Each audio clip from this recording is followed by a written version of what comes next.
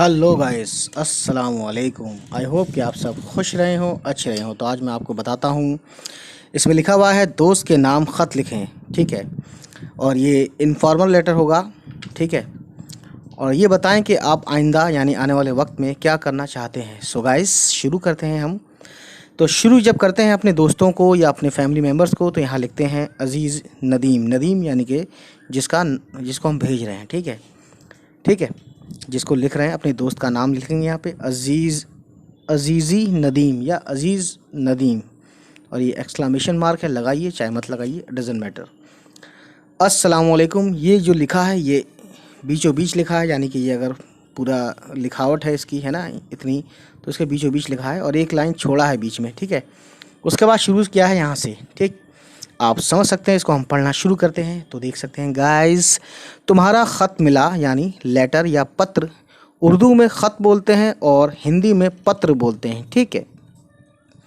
जवाब ताख़ीर से लिख रहा हूँ। ताख़ीर बोलते हैं देर, क्योंकि मैं गर्मियों की छुट्टियों के बाइस बोलते हैं की वजह या वजह या सबब, छुट्टियों के बाइस अपने चचा के साथ नैनीताल गया हुआ था।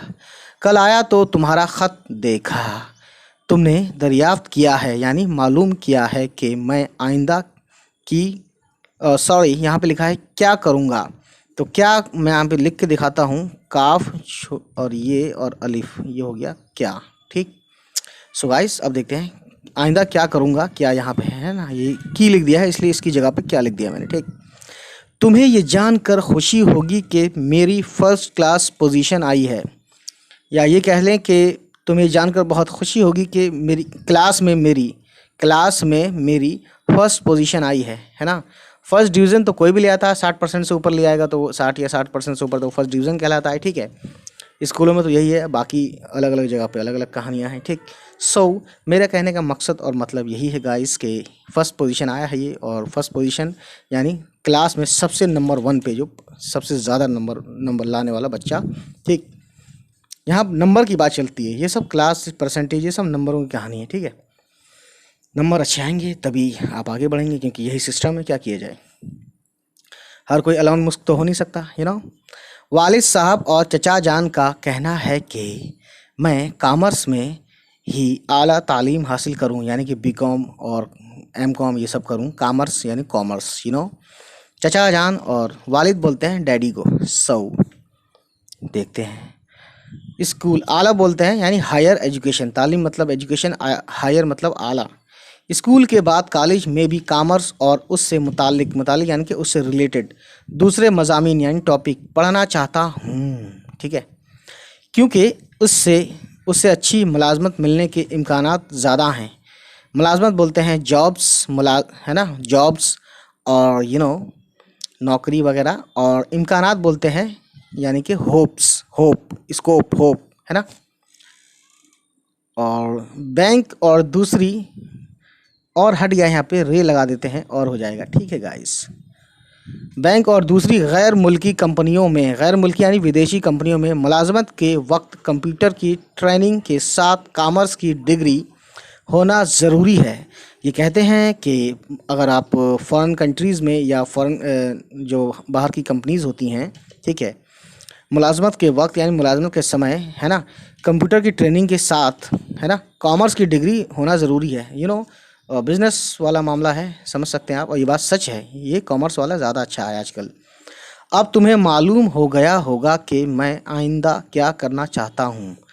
तो इन्होंने खुशी जाहिर की है और कॉमर्स करना चाहते हैं।